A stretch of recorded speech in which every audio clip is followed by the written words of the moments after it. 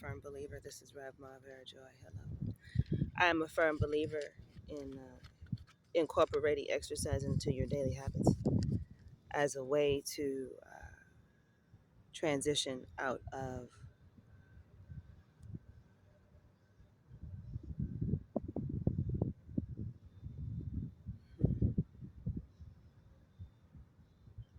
as a way to transition out of the sedentary existence that has been forced into the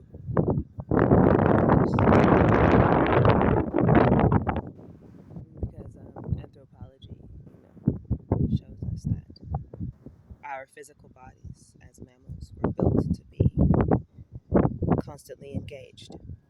So, um, in order to practice prevention, I have been working on finding ways to incorporate rigor into what I do as much as possible.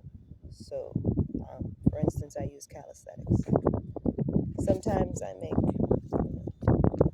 adaptations to yogic exercises that I did, that I learned either for self ascension or for birth preparation, and yoga for pregnancy, and then yoga for birth ready for exercise videos on YouTube for preparing to give live birth, preparing to have your child naturally, and strengthening exercises so that to reduce the pain of labor and the strain on your muscles. So I'm sharing that as an excellent thank you. Thank you. I want to thank the great mystery for the mysteries of life that we are in tradition, in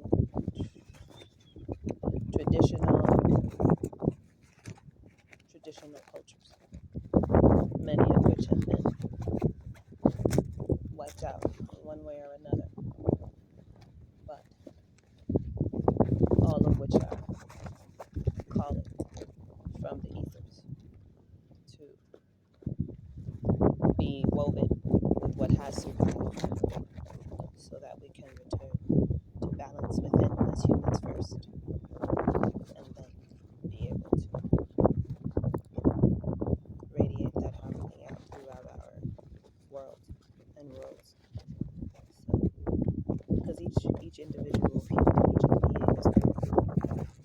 That's the glorious diversity of existence. So,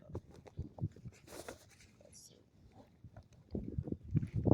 I'm looking for an article. So, I have something to share that's going to be really. This is a big. This is what I just shared was honoring the feminine as creatrix, and I was beginning to discuss the power of women's mysteries in the spiritual realities and the spiritual experiences that we have during pregnancy. And because I have been studying goddess mythology and women's mysteries and women's spirituality and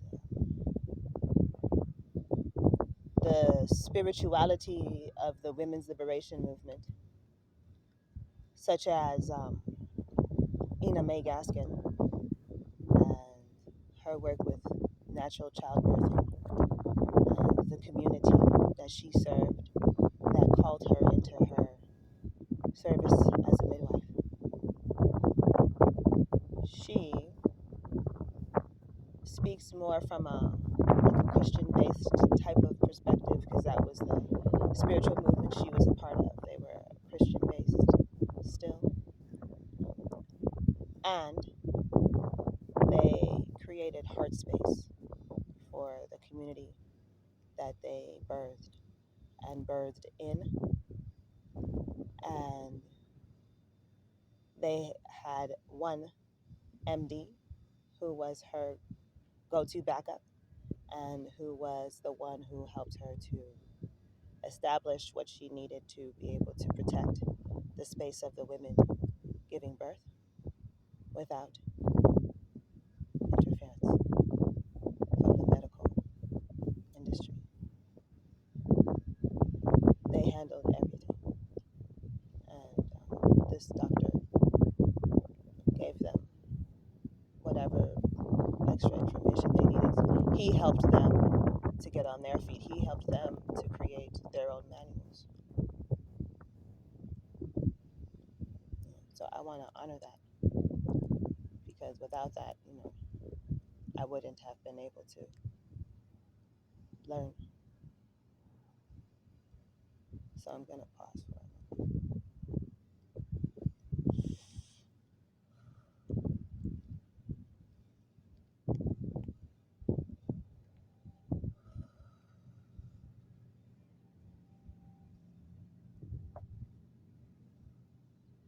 You should pause here if you need a little bit more time. I brought that in because it's about to get kind of ugly, because I'm about to talk about some historical trauma stuff. And I'm doing this as called. And before I take you into a trance,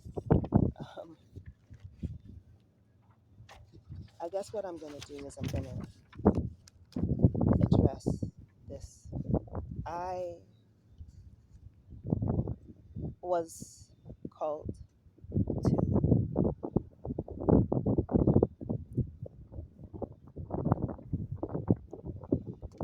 spend some time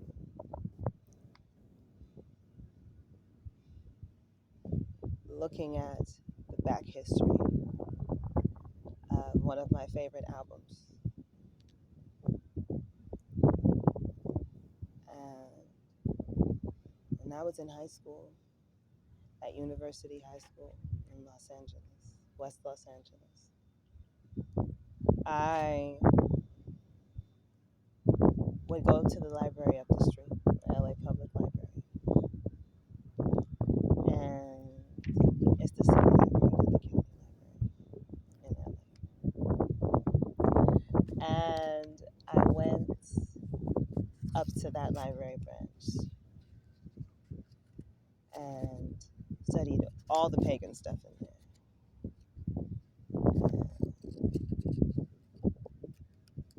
Really had a lot of fun reading fantasy nonfiction for young adults that was like wolf and vampire, but not like the mainstream stuff.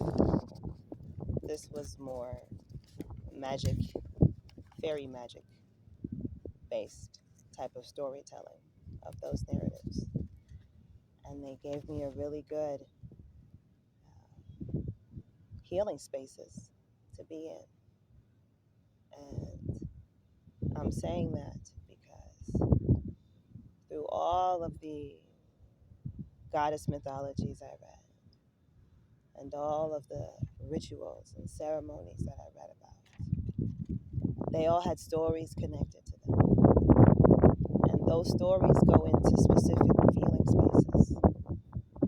And in those feeling spaces, beings are present. And I really want to acknowledge the goddess is here to offer healing, because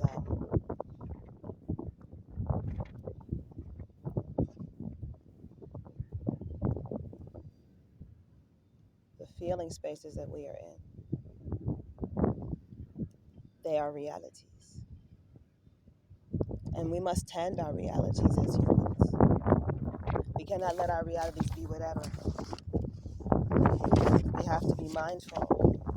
That's part of why we choose to be humans. It's to master this particular mindfulness exercise, paying attention to the power of everything that you think, everything that you know.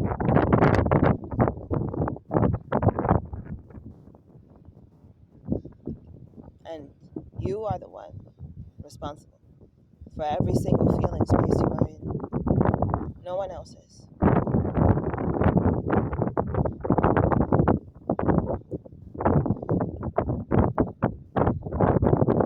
So as I'm sharing this, as this, what I'm going to say reverberates through you acknowledge that that is washing of the historical toxin. You will release it. You will say goodbye to it. It will come in and you will say, I am releasing this memory. I am releasing this memory.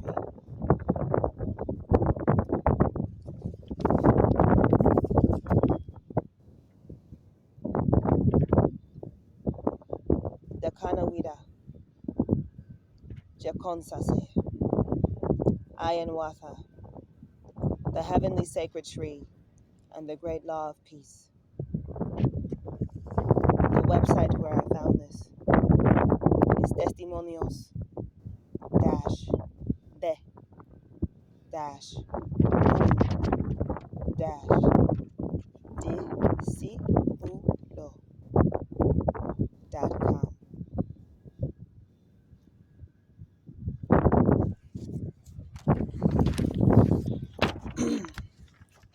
I will not go through this here personally. I am not really ready for that. It's very windy here. What I want to say is that the energy field connected to this must be transmuted.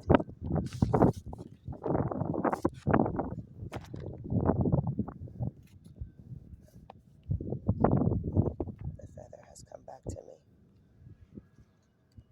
The energy field connected to this must be transmuted. This is a trance-inducing website. I had that direct experience when I went here. And this religious spiritual organization by a man. And you are like me and you are trained the eye to look and to see. You can go and look and you can go and feel and you can bless. Yes, there is good work in the energy field. There is also hegemony and the suppression of feminine power and really the stealing of feminine power. And it's forgiven because the vast majority of people do not know the truth of feminine power because they do not know the truth of the female mysteries, because we are taught to disrespect the female body. That's why I want to have a place where women can come when they are menstruating, because I am the only one I have ever met in my physical life, in my physical existence. I am the only one I have ever met who knows the blood mysteries and to honor the blood mysteries as deeply as I do. And I am a woman of color who grew up in a hood and who has been around hood people my entire life. So that really speaks to something about the destruction of these ways of knowing in our communities. And I want to give everyone respite, and it must begin with the women having the truth of the cleansing that they need to have of their whole being when they are in menstruation. This very sacred time that we have not been honoring. And maybe then we'll start to see some damn balance around here.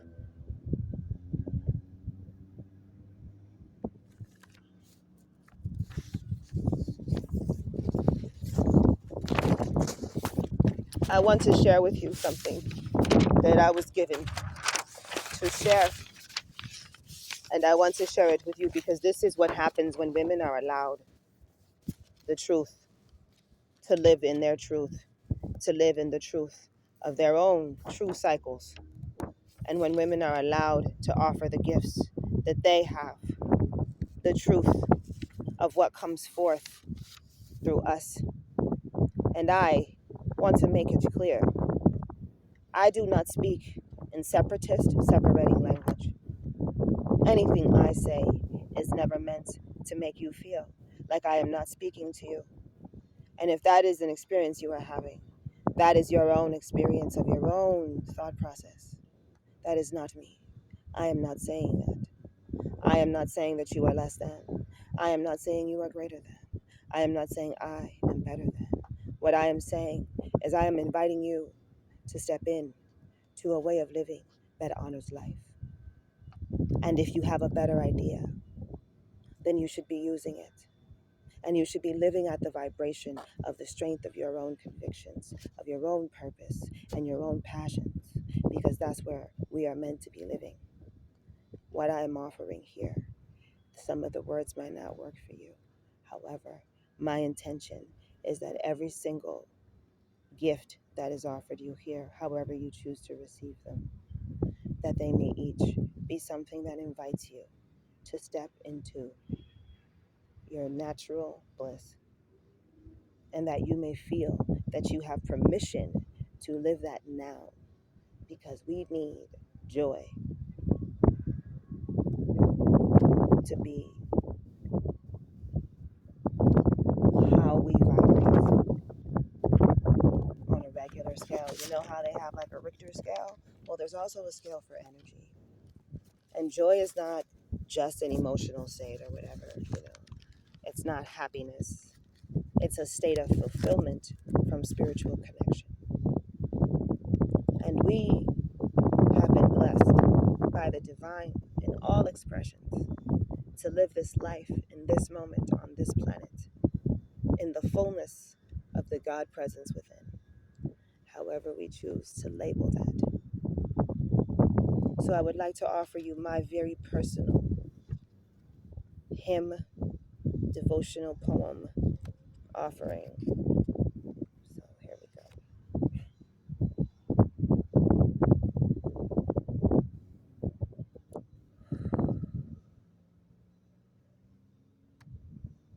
Okay. I'm going to take a moment and acknowledge something in this bold, brave moment of putting myself front and center. Okay. Because I'm putting myself on blast, which I have a habit of doing. And it's a personal practice that I do as a way to challenge myself, because I believe in growing and I don't believe in, I'm terrified of stagnating. So I'm constantly pushing myself. So here we go. I'm going to talk about the fact that I am high, because I have been asked to step into a relationship with what we call marijuana or ganja. And this happened about a year ago, maybe almost 2 years now. And so what I have observed is that my training to have respect for plants and plants as teachers, as spiritual teachers, for my physical, plants are multidimensional.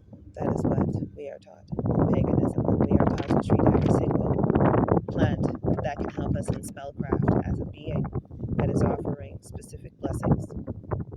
And so as we continue to use different medicines in our practice, different plants in our practice, if we use them for spell work, or if we use them for poultices, or if we use them, in our hair or hang them, all those things are part of our practice.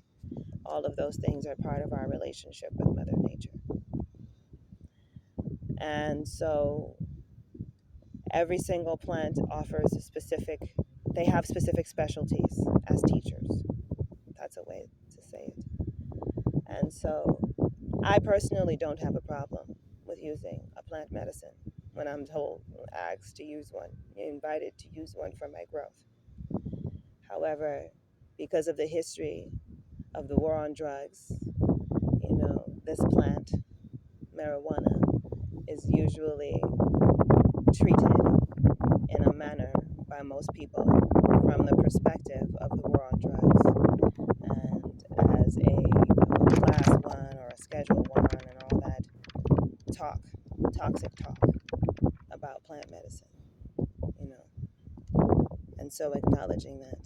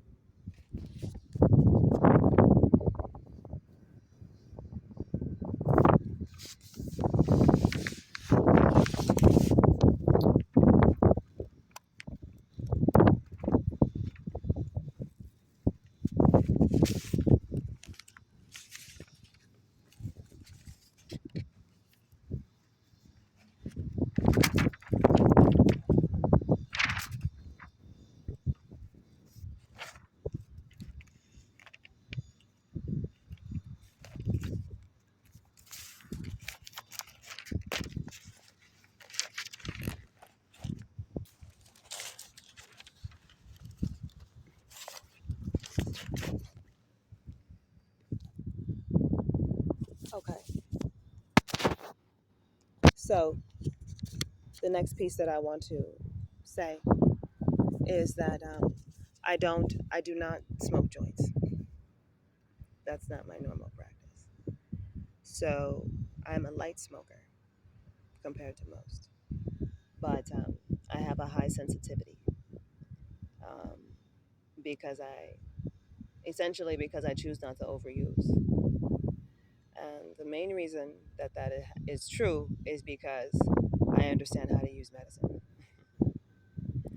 and that's literally the prayer I've been asked to give people, to teach people how to be on medicine. So I'm humbly here sharing that with you because on a personal note, I've seen people because I'm always on a pagan path. I've always been on a pagan path, and the part of the story I'm sharing with you, I'm on the pagan path at that point already. And I met this guy, and I was mentoring him, and I was mentoring him for school, and I went to his apartment to meet with he and his roommate because I had introduced them, and I was working with both of them to support their transition to the university. And we were hanging out. And so then he puts on a video game and starts to play it because I was just there kicking it. And obviously, when I'm on the medicine, I am tapped in to other realms in different ways than when I'm not. And so one of the things that I'm studying is the differences and how it affects me. And that's not necessarily something that I feel super comfortable talking about before, but I'm working on explaining those things to people because it's what I do. So thanks for listening, and thank you for being here. Thank you for being open up to this point to be present for what I'm sharing.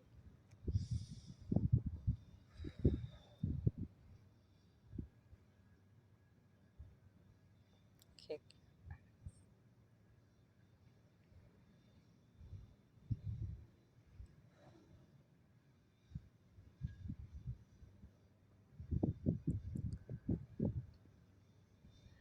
I am working on a practice called naked authenticity or transparent authenticity, which is like raw, you know, and it's kind of like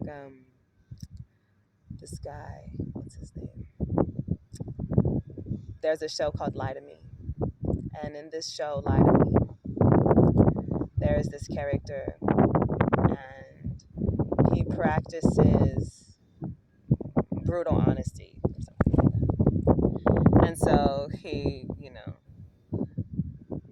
just lets whatever he honestly thinks comes out of his mouth. So that's kind of like what I'm doing.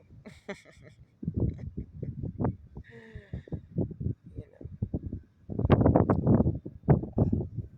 because I have been shown that the way that I think is unique and important and offers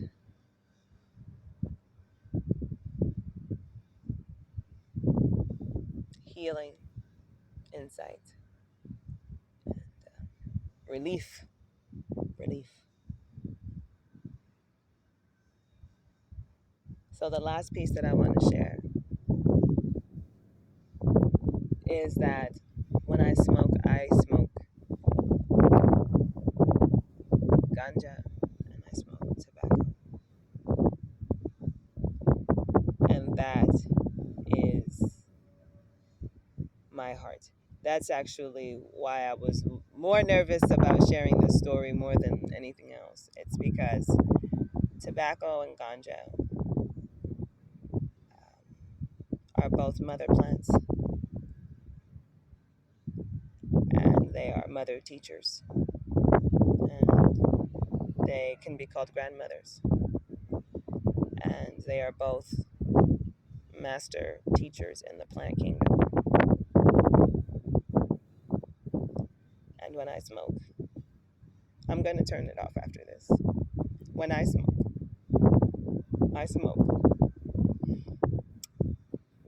to bless and acknowledge both of them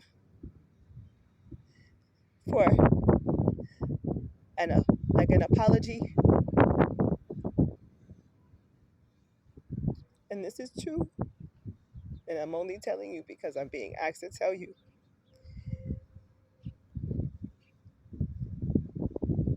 When I smoke those two together, I am transmuting all the fucking bullshit that is given to them by other smokers who have been using them under colonization. And I just want to honor it that way